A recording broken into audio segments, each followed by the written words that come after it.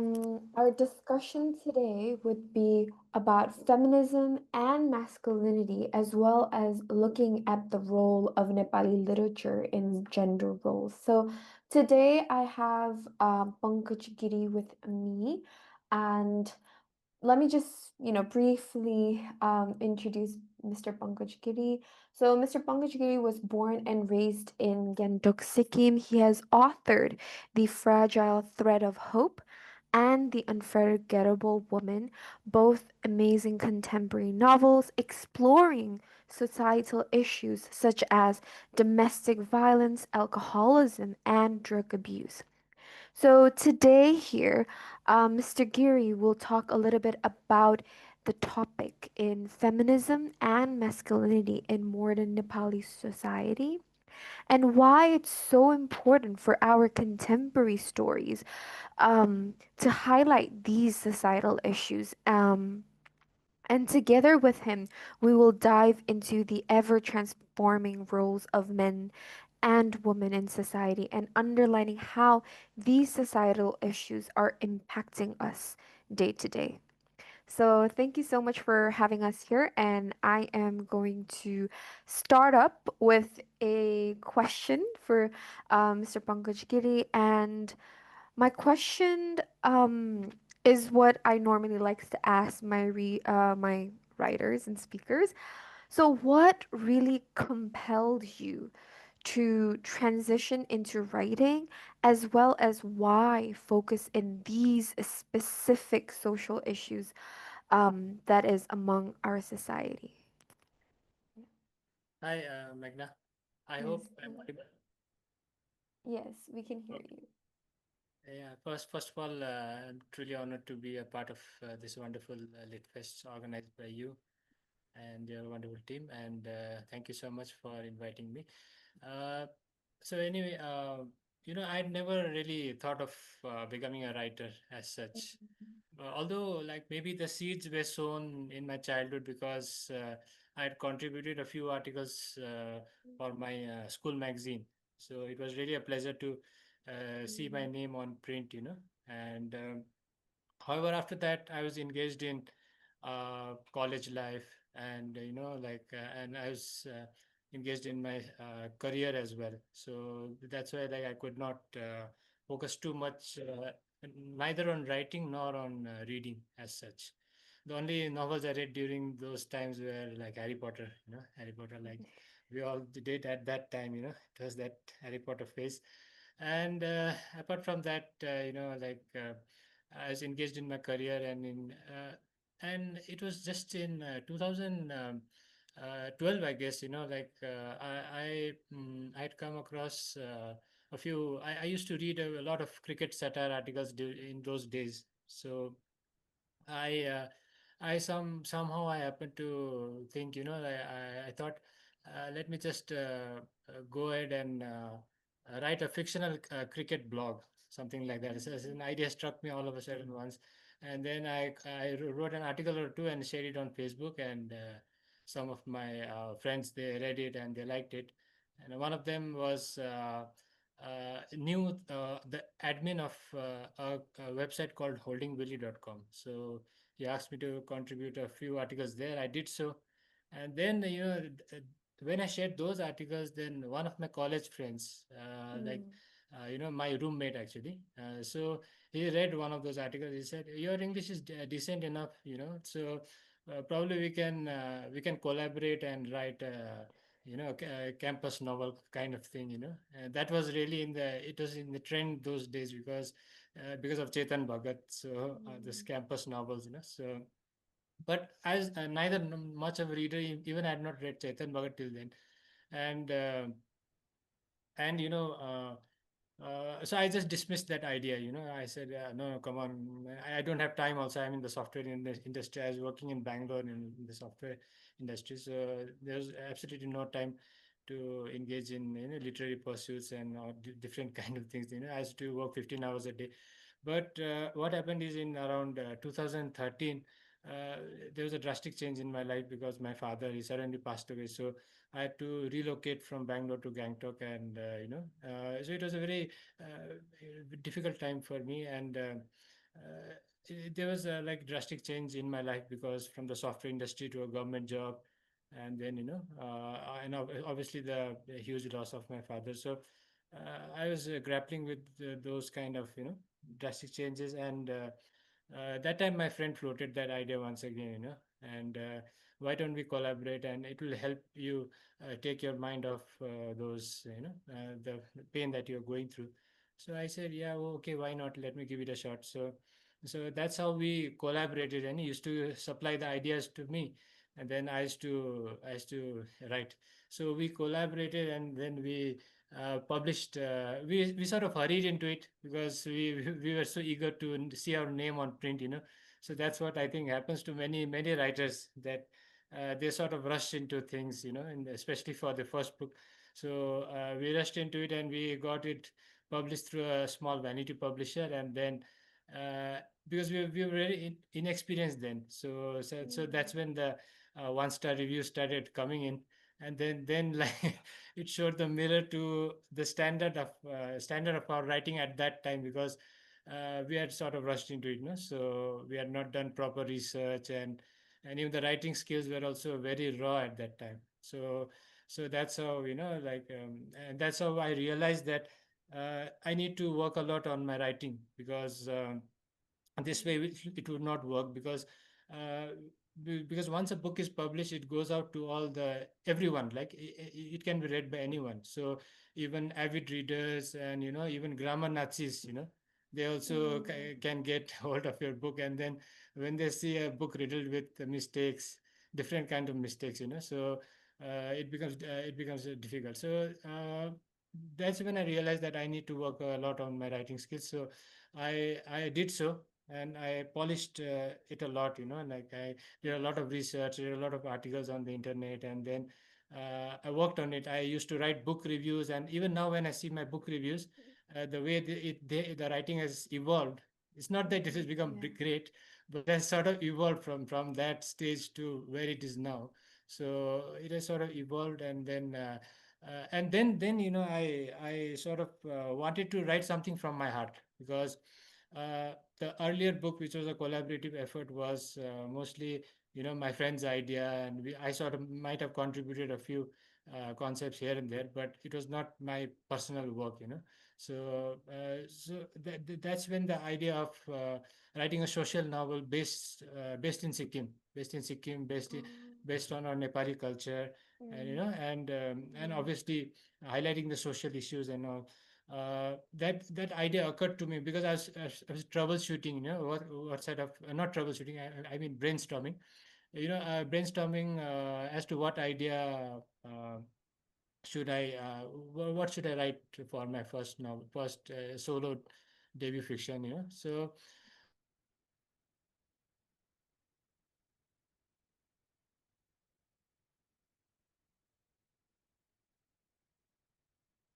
childhood friends as well, some of my neighbors. I cannot name them, but uh, and and you hear a lot about these kind of issues, like domestic violence that's happening, that's prevalent in our society, and about alcoholism, and its effect on families, and and I had read a few novels from our region, because at that time rarely anyone had written, apart from Prajwal Parajuli and Chetan Raj Shrestha. There were hardly any proper fiction books to have come out from the region. So in those books, I had not, although they are really good books, but this aspect of social novel and exploring social issues, so that had not been explored till now, till then. So I thought Mm. maybe that would be a sort of contribution to the society as well, and as well as a different theme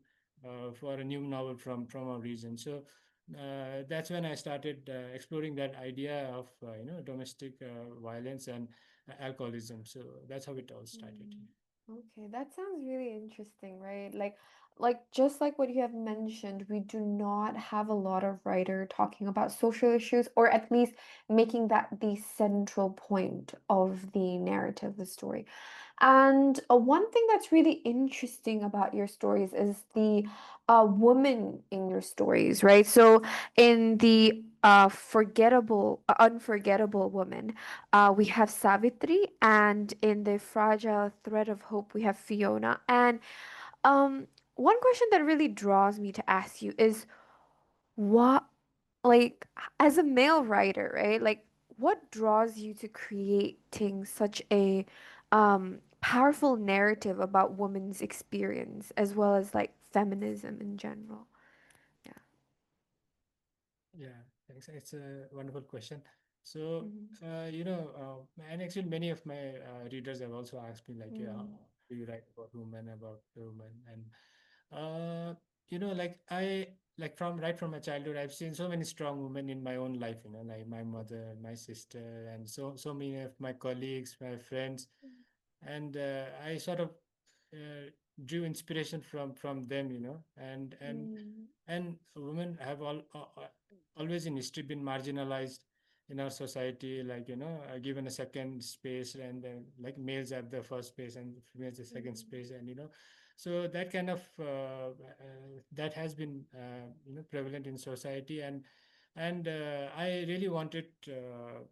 Probably I was a feminist by heart as well, maybe not a hardcore feminist, but you Mm-hmm. could say a feminist by heart. So I wanted to write about women that way, and I think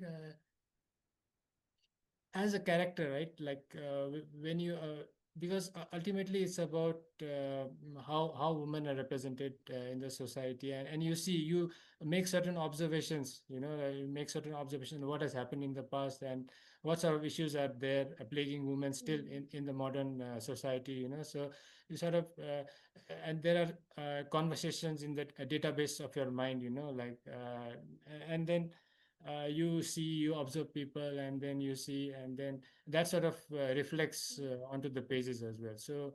Uh, so really wanted to give women a strong space in my books, and uh, and I didn't want to show women in a negative or a weaker light, because uh, yeah, I think it's our responsibility as writers of today, whether you are male or female writers, to give strength to women, and show strong women. It's not that they have to be like superheroes or anything like that, but like uh, women who don't bend to the society, who then don't who hold their own in the face of societal orthodoxies, and who brave storms of adversity with a with a sort Mm-hmm. of strength, and also women, who don't who don't want to tolerate, like the injustice towards them, like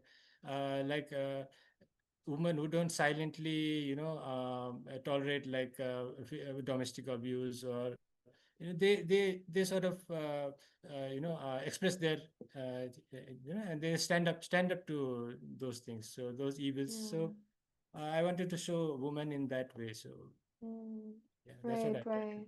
Yeah, definitely. I feel like when I was reading The Unforgettable Woman, I definitely saw that side through Savitri. And just like I totally agree with you, the whole second space idea. So not a lot of time, whether it's in film or in books, that we see that woman often gets to play the main role or is the central focus of the story. And more than that, we don't also get to see them in focusing on such, societal issues like domestic violence, as you mentioned.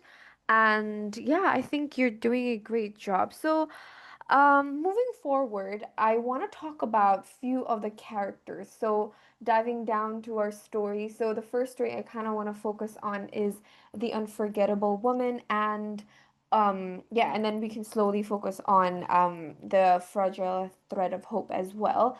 So, I think an interesting character is Sharon. So Sharon, as you have portrayed her in the story, has an immense and emotional as well as moral resilience. So I wanted to ask, like, why was it so important for you to show this type of strength, right? So, like, yeah. Uh, may I share my screen? Like, Yeah, yeah, actually, yes, yes, sure.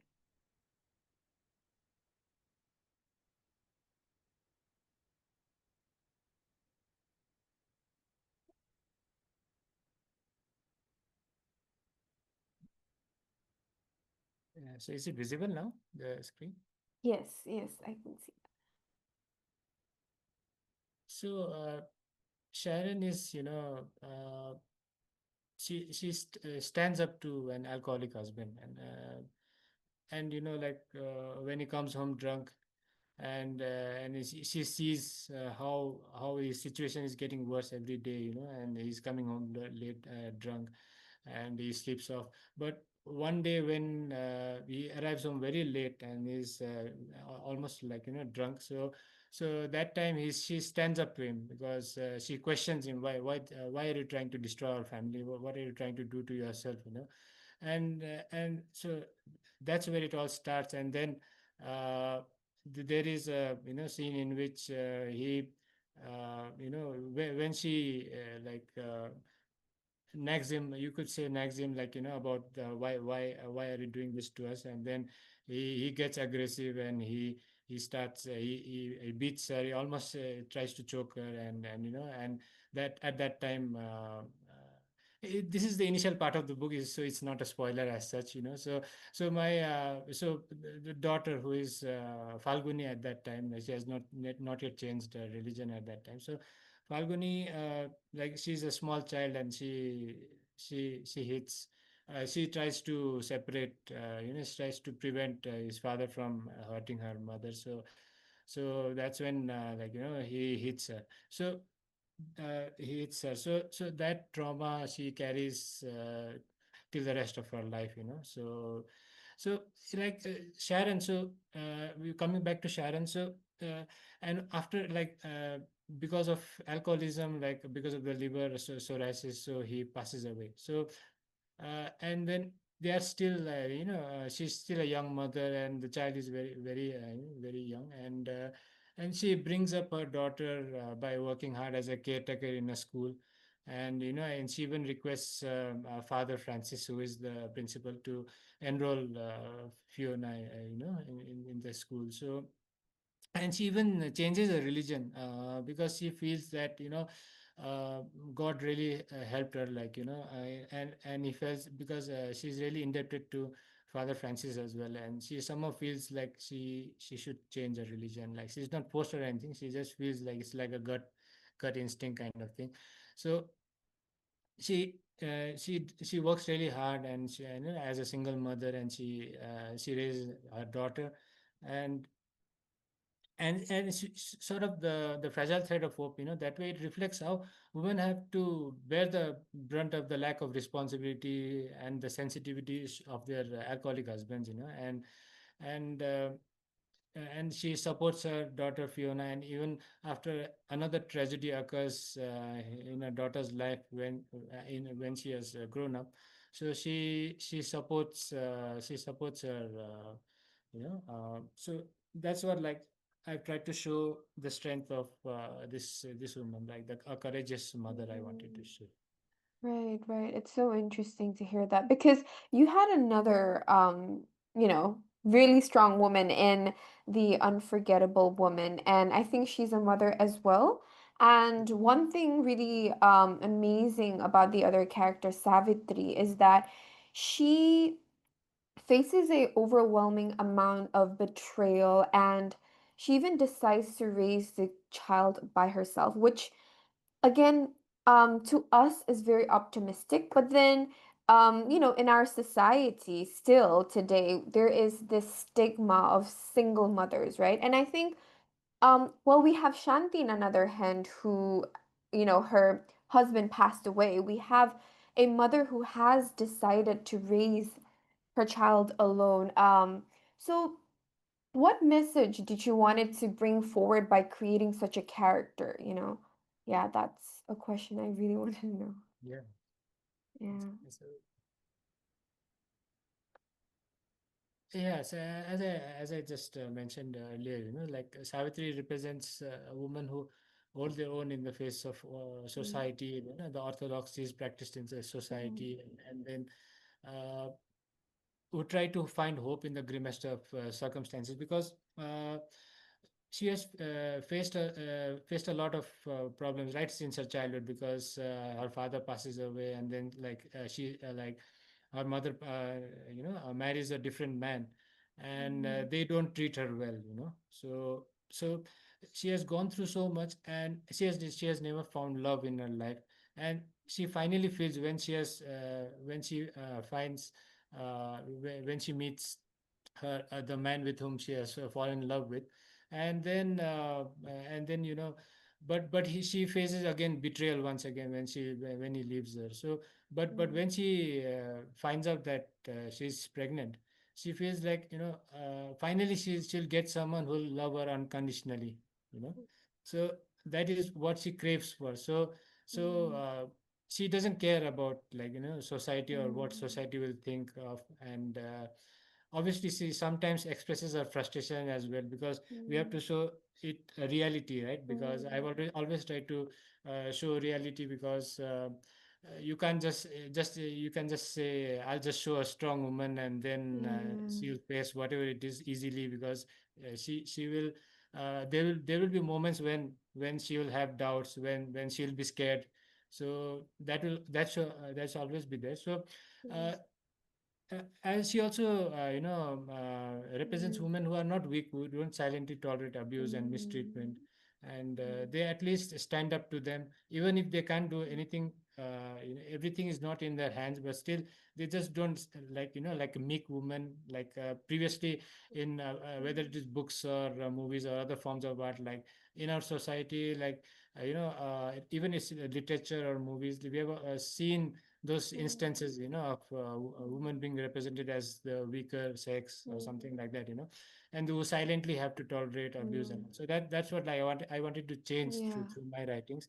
And also women who carve their own path in life, Mm, and then yes. so that the young women who are reading about these characters, Mm, they'll, even if they are in doubt, they will take inspiration from them, mm, like what some kind of role models for them, that's the kind of characters I wanted to create. mm, And uh, I think I already touched upon this step parents who didn't love her, and cruel betrayal by her lover. She's still optimistic, and she nurtures a positive outlook in life, and when she meets Dr. Adarsh, so, and when he shares his marital problems with her, despite herself, despite whatever the problem she's going through, she has enough positivity left in her tank to dole out advice and help others overcome his mm, challenges, so that's a different side of a, different aspect of a woman I wanted to show. mm, uh, and may I just uh, mm. show one Yeah, sure. small excerpt, share a small Yeah, excerpt yeah, from this, sure. just to highlight this point. So just to give a background, uh, like patriarchy, like so society, sometimes discriminates, many times discriminates between men and women, so how it's okay for a man to have multiple affairs, come home drunk, but if a woman indulges in such activities, she is labeled characterless, and the following excerpt, highlights one instance of that differential treatment, which is meted out to women, and how it affects their psyche. So just to give a background of this scene, Savitri and Dr. Adarsh are coming out of the hospital, and in his chamber, Savitri suddenly uh, had asked this question that, can you tell me the sex of the child, Mm, whether it's a boy or a girl. So Dr. Adarsh said, like, I can't do that, because I'm not allowed, and it's not correct to do that. So uh, uh, I'll just start reading. Okay? As they began descending the gently sloped highway flanked by uh, flanked by pine trees. Others noticed a middle-aged woman. I'm sorry, this window is just sort of just disturbing it. Yeah. Uh, One second, I'll just sorry. Yeah. Others noticed a middle-aged woman walking uphill towards them, carrying a boy in her arms. He turned towards Savitri to find a warm grin adorning her diamond-shaped face. Why are you smiling? Others asked. Savitri replied, her gaze still directed at the boy. I want a boy, just like that. Oh, really? So that's why you are asking me the sex of the child in my chamber? Yes. The mother son duo walked past them. Savitri glanced over her shoulder to catch a final glimpse of the boy before turning forward again. The smile had disappeared from her face now. But why specifically a boy? Why not a girl? Others asked. I don't want to give birth to someone who might have to face what I am facing now, she replied, a hint of sadness creeping into her voice. Others took a moment to reflect. What she said made sense, but wasn't it a pessimistic way of looking at things? It isn't necessary that your daughter will have to face the similar thing, though, he said. Yes, but I don't want to take a chance, Dr. Saab, she said, her voice dripping with emotion now. Even if I die early, my boy can survive. Men can commit mistakes and get away with it, Dr. Saab, but women can't. Ultimately, the blame always falls on the woman. Look at extramarital affairs. Men always get the benefit of the doubt. You must have heard people saying, maybe his wife could not keep him happy, maybe the other woman was cunning, maybe she seduced the man with her charm. Nobody questions the man's character. Nobody asks the reason why he cheated on his wife. Isn't he equally to blame? Others nodded. Men can do whatever they want, Dr. Saab. They can use women, impregnate them, and then go off and marry someone else. Nobody questions them. But if the woman wants to do something different, if she wants to keep the child, raise it on her own, she has to think a million times. She has to brace herself for character assassination, for society to label her illegitimate. I don't want that to happen to my. Savitri broke off, bursting into tears. So yeah, so just sharing an excerpt of the way there's a differential treatment towards women in our societies. Mm, right, right. I mean, like even just the imagery that you created when the woman was carrying her son, I feel like that itself was very powerful because she was walking up, like she had to work hard, while as the guy was just like, sitting on the Yeah. lap, getting up, right? I think that was just that was beautiful. Um, right. So as we were talking about women and characters that you have made, right? So, one thing that you did mention was reality, right? You didn't want to make it too superficial. Like, you didn't want it to create like this perfect woman who was strong and capable of everything. So, what is the balance, for making them inspirational without making them too unrealistic and perfect? So, how do you strike a balance between that? Yeah, so it is difficult to maintain that Mm, balance. It is difficult. mm, But what I try to do is like I try to, despite their strength, I try to show their vulnerabilities as well. Uh, mm, and not all women are strong. mm, Some are more vulnerable than the others as well. mm. So that way, what happens Okay. is sort of balances it out. And also, uh, even if I try to show their uh, you know um, uh, I'm not getting that word. Sorry. Just to show their, frustrations. Yeah, Ah, frustrations. Like suppose if a mother is silently tolerating her mm, daughter's questions, like why, what happened, and if she's keeping a secret or something like that, but she expresses her frustration. I wish I could tell mm, her, I wish I could tell her, I wish she could stop, I wish she could not ask or something. So that way what happens is like reader, they can relate to the character as well. Okay, Mm, so she's not like the perfect woman, or like she's not like a goddess or idol or something like that. Even she has her weaknesses. mm, She has her questions, and she has her doubts as well. Doubts creep mm. into her mind as well. So that's how I try to balance it out. Yeah, yeah, that does make sense, right? Like the characters have to have some kind of vulnerability in order to relate because these are women just like our mothers, our grandmothers, and from different people's perspective, there will always be one thing that people will doubt themselves. And yeah, it's such an interesting way that you have developed all these characters. So now I want to move on from all these female characters to the male characters. So I feel like we have a couple of male characters that portray all of these issues as well. So one of the pivotal character in your book, I think fragile thread of hope, was Joseph. So Joseph is someone who helps Fiona heal her trauma, right? So with patience and respect. So in what way is Joseph, right, a model for an healthier and more like, of like a modern masculinity? Yeah, so mainly I feel that uh, whether you are a man or a woman, you need someone with whom you can share your problems, and who will patiently listen, and then try to understand what you are feeling rather than forming their own judgment. So I think that's what is important in a partner. So Joseph, I wanted to show because Fiona has gone through a lot of horrors in her past. So she in fact, I'd just like to go there quickly. Mm,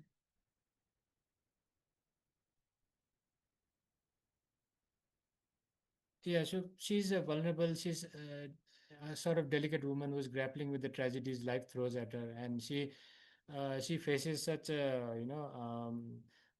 trauma when Parshuram he hits her, when her father hits her, and then she develops a sort of hatred towards men, and it leaves such an indelible mark on her psyche, and I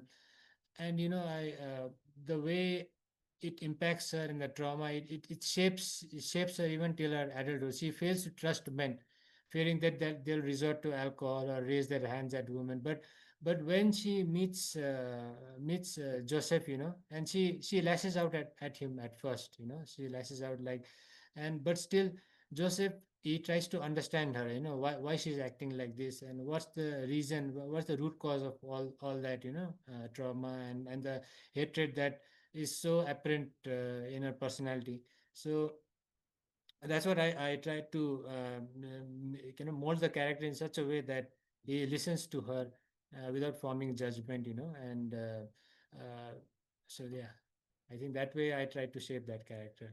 And Right, yeah. right. Like, it's basically like your way of like how to provide like some sort of solution, like as to like how you would imagine a person would heal someone that has been through that. So that's an interesting way to create a character. So another two male characters that I really wanted to dive into was Soham and Parashuram.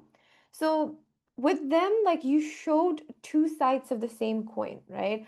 And both men, one suffering from societal pressure and the other inflicting suffering because of it, right? So, what do you believe is like the root cause of this cycle? And through your narrative, like, how do you think you tried to help break it? Yeah, yeah, like it's like uh, fiction is always not always about solutions as well. Just to sometimes we just try to like act as a mirror to the society, like what is happening, just to show, not always to give a solution, but even sometimes to show like different kinds of characters, different kinds of characters in our society. So. Uh, I wanted to show through Soham, I wanted to show a sensitive, sentimental man, like right from his childhood, like he's afraid of ghosts, and he leans on his older brother, and he's sort of, and his older brother is very tall and he's handsome, and he's sort of jealous as well of him, sort of the innocent jealousy that you can call it, like of a child, and then.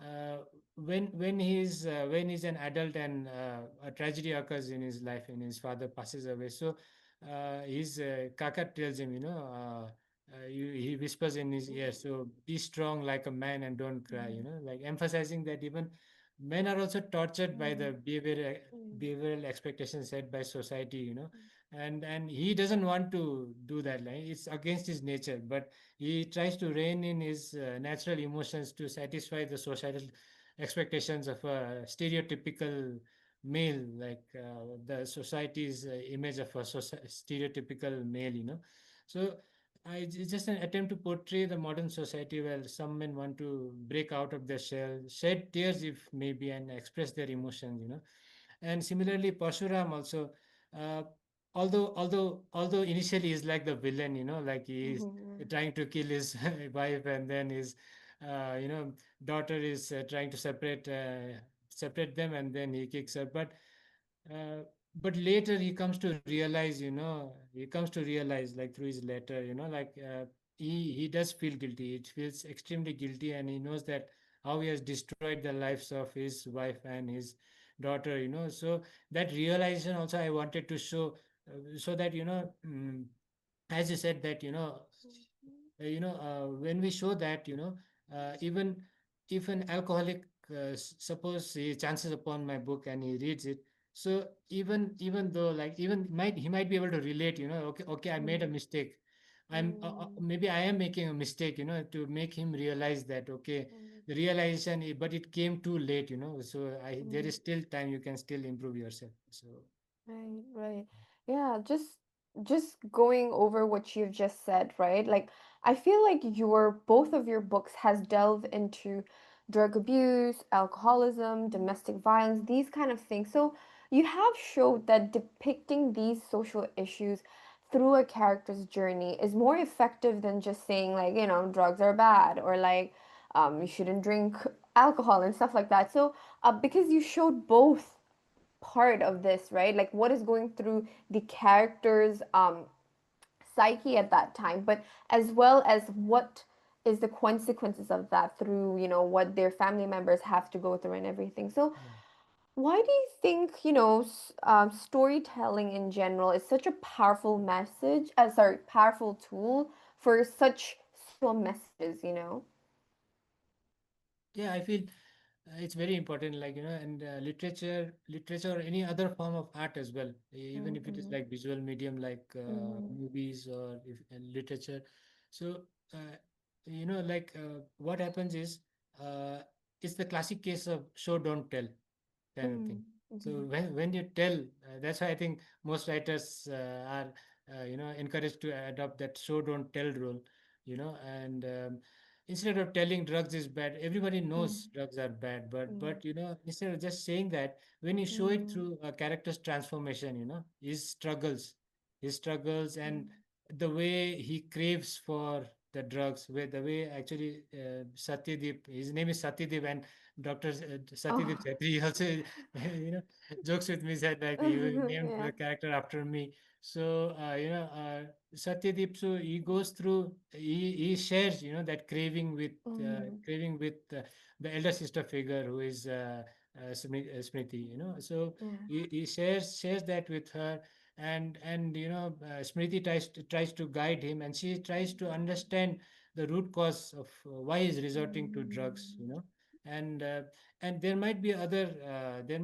reasons as well, because I've just for my convenience, and for serving the story, I used personal tragedy as the trigger for that character to use drugs, but obviously it can be other reasons as well, like peer pressure and all those things, but Mm, like within the context of the book, I was only able to focus on one aspect, but the cravings that he has, and he goes through highs and lows, like it's not that it's a very plain journey, like once the elder sister comes, he only improves, and it's not like that, because Mm, later, when there is a struggle, then he resorts to drugs once again. So mm, those vulnerabilities, and I wanted to show through that character, and even how a positive influence in their lives, like the relationship with Smriti, like the elder sister mm, figure. It really helps him, like, helps him to mm, understand, because his father is not there for him, because they don't share a very brain relationship. So when he gets when he finds someone with whom he can share his feelings, and share his frustrations, uh, and his emotions.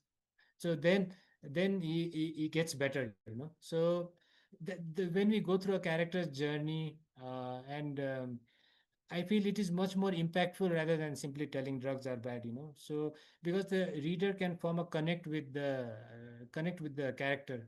And like, when we go through literature, you sort of relate to that character, and you become one with that character, when the reader. So it is much more impactful for anyone who's reading. So mm. that way, I really hope that, like, Yeah. readers would read it. But nowadays readership is so less that, hardly Mm, anyone reads, and yeah. they just see the cover on the page and a Mm. beautiful woman, and they just assume it's a love story. And then the other aspects of this book that I've tried to show, this drug abuse and all this Mm, different things, that sort of gets glossed over sometimes. mm, But my intention was that maybe even some organizations were fighting against mm, drugs. Maybe even mm, they could use this book as a resource or something like that. Or maybe it mm. would be helpful for students who are much more vulnerable to the drug abuse. And also, that was my Yeah. intention behind it. Yes, yes. So, I have one last question for you, but we are running out of time because after that I want to move on to the Q&A session. But this is a question I really wanted to ask, so I'm like, I know time is running down, but I really wanted to ask this. So, the intergenerational conflict in the Unforgettable Woman, you know how Other's wife, she wants to eat non-veg food, she has to wear sindoor, and she's a pretty modern woman, right? And they end up, kind of separating. I don't know if that's supposed to be spoilers, but um, so, as a writer, right, how do you navigate just presenting both like this orthodox and modern perspective? And then how do you do in a more natural manner, right? Like without offending either side, but yeah, without taking a clear side, I suppose. Yeah. Yeah, that was my intention, not to Mm, like, as I said before, like, to show the mirror of to the society, like, to show this different woman, and totally different in their thought processes, and perspectives. And like the old woman who is clinging to the rituals. and yeah. uh, and from her perspective, like, the daughter-in-law is Mm, totally incorrect, because yeah. she's not following, and she's having non-veg food, and she's refusing Mm, to wear a simple thing like sin. She has, in from her mm, point of view, she has made sacrifices. She has not mm, forced her to wear bangles and mm, wear necklaces and all. For her, like, it is sufficient sacrifice. And uh, and she said, like, even one small sindoor, it's not that I'm asking her to wear a very long sindoor or something like mm, olden days. I'm just mm, asking her to wear a speck, so from on her forehead. mm, But even that she's not willing to do. So from her mm, point of view, mm, like, she is totally correct, and she has made sufficient sacrifices. But like, from the daughter-in-law's point of view, again, like, it is still restrictive for her, yeah. because she doesn't want to, like, she thinks it is just vermilion. She doesn't Mm, she thinks from a scientific point of view, like, mm, why does she have to wear that? It's not necessary for her to wear. And mm. she likes to have non-veg food, so why should she sacrifice that, for the family? And she says that, it's only sometimes that I have, and that also when Mm, you all are not present, I try to have. So from mm, her, she also doing some kind of sacrifices. So yeah. uh, both are trying to do compromises, but still are not able to come to a point of Mm, understanding. So this is the thing that I've seen happening around. I see friends and all discussing, and even Mm, certain things mm, you observe in your own lives as well. So that kind of things, and I wanted to portray that, and mm, I wanted to make it neutral, as mm, neutral as possible, mm, showing the positive and negative aspects, and the perspectives of both these conflicting ideologies. Uh, mm, so that readers can relate to both the characters, and mm. as well as showing the kind of things that happen, and the conflict between the traditions and modernity. I wanted to show that as Right, right. No, definitely. I think you did a wonderful job at that. And like what you said, right? Like both of the parties think that they are compromising. And I really like that you not only showed others' wife's perspective, but also the others' mom's perspective, which then counterbalances both sides. And I think that's a wonderful way to neutralize it, right? It's like you're not taking one narrative. Instead, you're showing how these two different perspective and values that people have might clash in between. And I think that is a really good thing to do. well. Thank you. Thank you so much. Um, and so yeah, I'm sure just like me, people have multiple questions.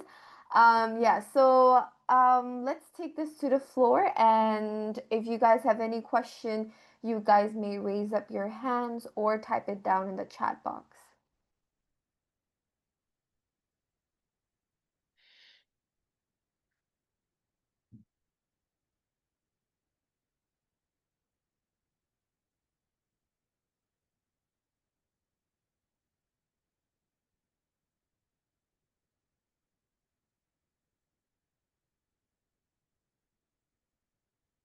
Oh, we have one question from Yoshidi.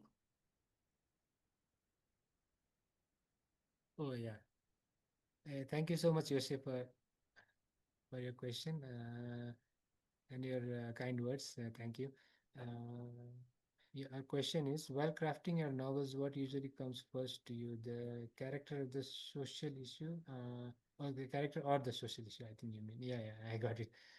How do you start writing first? Yeah, I think for me, I think you could say it's a combination of both, because you have to choose the social issue in advance as well, and then the character who is the, you could say, the vessel portraying the social issue, like Satyadeep, the young student who falls into the trap of drugs. So so I have to choose the character, and like at the same time I choose the social issue as well, and so that way what happens is, like, the social issue is integrated into the character as well, so that, like, you can't separate them, and so it doesn't seem as if I'm trying to show a lesson, or just to use that social issue, use that character, and just portray the social issue, but it's sort of integrated into that character, and also obviously weaved interweave through the story as well. So that way, it becomes a much more natural, and a natural way of doing it. So that's how I try to do it. Thanks again, Yoshi.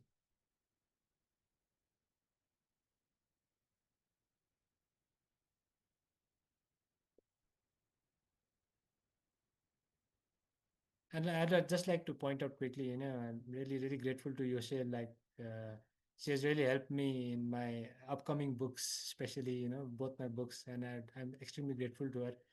Without Yoshe, both my books would not have been possible, or would have been really inferior.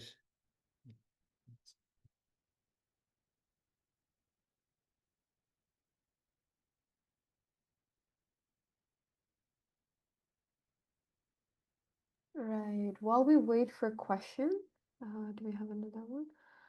Yeah, I just want to give everyone a heads up in case you are interested in taking a look at both of these books. You may scan the QR code. So we have two for, I'm sorry, we have the Amazon link for yeah, we have one Amazon link for local purchases and another one for international. So yeah, and I think this book is also available in Kindle format, right? The book is also available in Kindle format, Yeah, right? it's there. Yeah, yes, yes. So you may just get it immediately. So,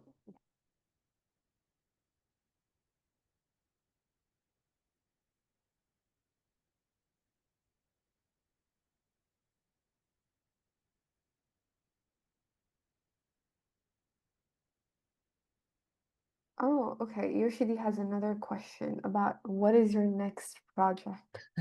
Yeah. That's why, like, I've been thinking about this, whether I should Mm, share or not. But since Yoshi has asked it, so I'll just go with the flow and mm, share it because it was a secret till now. But I thought, why not share it? So uh, this time I wanted to do something different. Obviously I was working on social novels and contemporary fiction as well.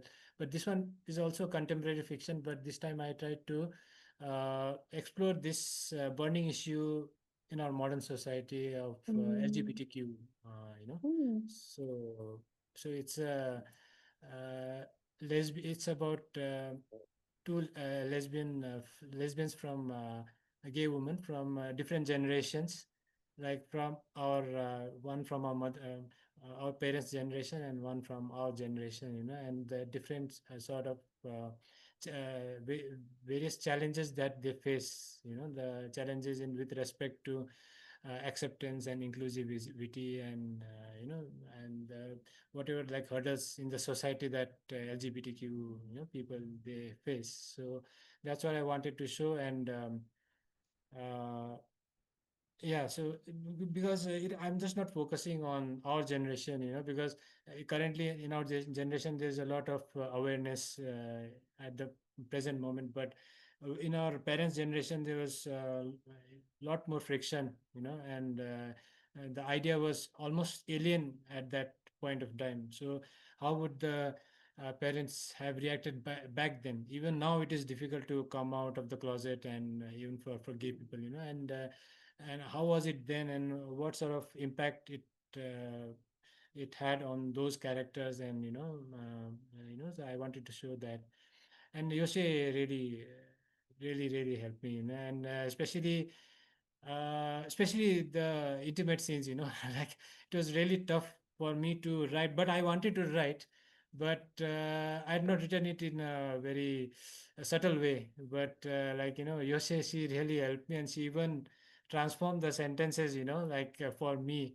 And she did it so beautifully. I'm really grateful to her. And so now I feel I am confident that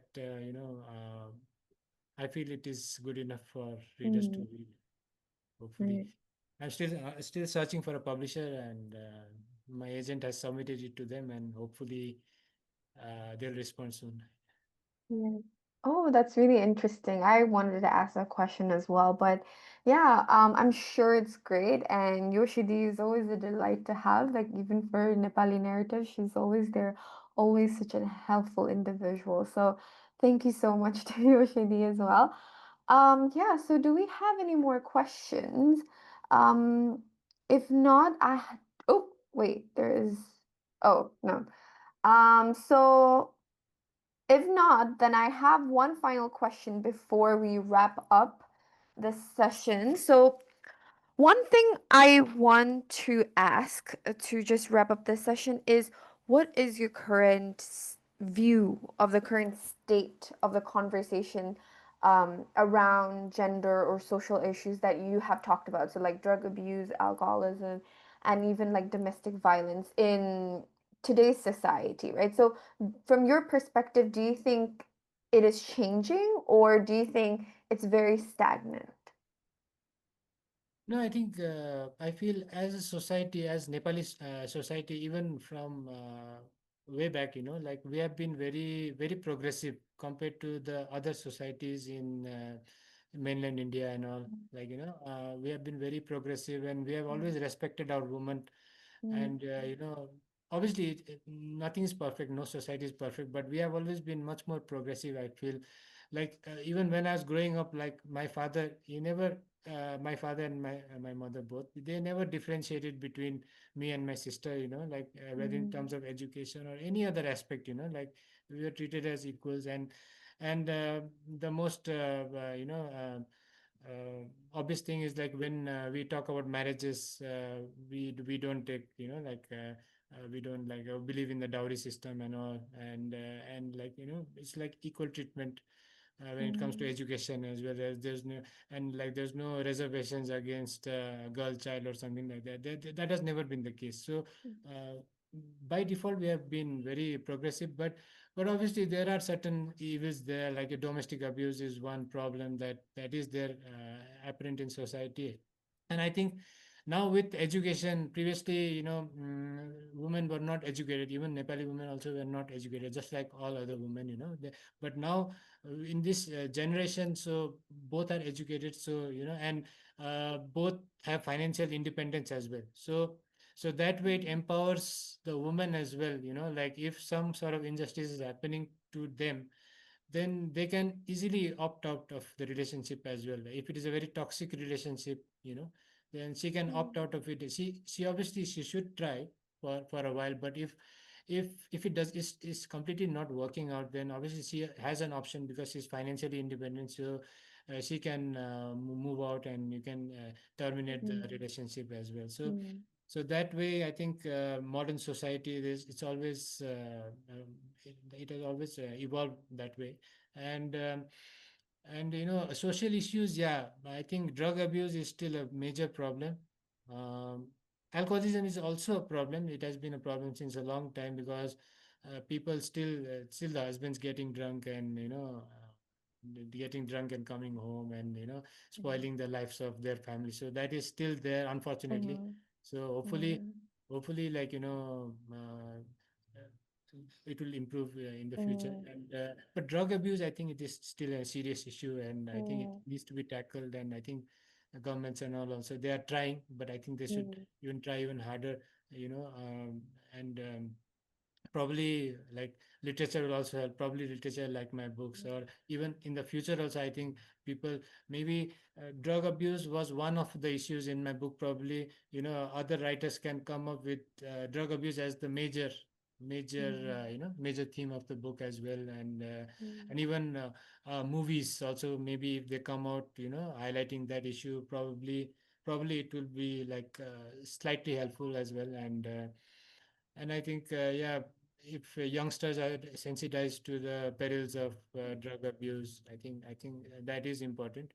But I think as far as women empowerment is concerned, I think because of education, it has really helped, and mm. education and financial independence has really helped. Right, right. I definitely agree with you, especially in the part of education, like you said, like the importance of education is also, a gateway to financial power. And like you said, once people do have that financial power and that freedom to choose the life they want, then eventually they can opt out. They can always be like, yeah, this is not working for me. Maybe it's not right after it happens, but after several times, you're like, okay, now this is the time I take the chance. And I feel like um, the fact that more and more women are becoming more and more educated, and then the freedom of education in our society really pushes us to that, and lets us, what they say is lets us basically push the boundaries towards that. But like you Yeah. said, in the other side of the hands, with drugs and alcoholism, there's still that stagnant kind of happening around. And um, I do definitely agree with you that the power of art and power of literature do have a very good way to serve a message to everyone. And yeah, and hopefully more people will be, writing books, making movies based out of that. And yeah, so thank you so much for such wonderful answers, and, taking out of your time and coming to join us and talk about such an important issue, yet, always being at the shadow. I feel like not often times that we have authors writing about these issues. So thank you so much for joining us, and thank you to everyone that has taken out their time to join our event. So, we still have few other events. So I think the last two events that we have are both Sunday 9th of November. So the next event that we also gonna have is going to feature Yoshidi as well. So if you guys are interested to know about her books, you guys can come and join us. And again, like I said, if you are interested in purchasing two of the books, you can buy the paperback purchases via Amazon. The barcodes are right there with the subtitles. And then if you're interested in buying the ebook, which probably is for a lot of the international audience, you may also just scan the QR code. And with that, I'm going to wrap up the session. And yeah, thank you so much. Thank you so much all for Thank you. joining. Thank you so much for this opportunity. Yes. No, thank you so much for Yeah. joining us as well. So thank you everyone. So see you guys all next weekend. Bye bye.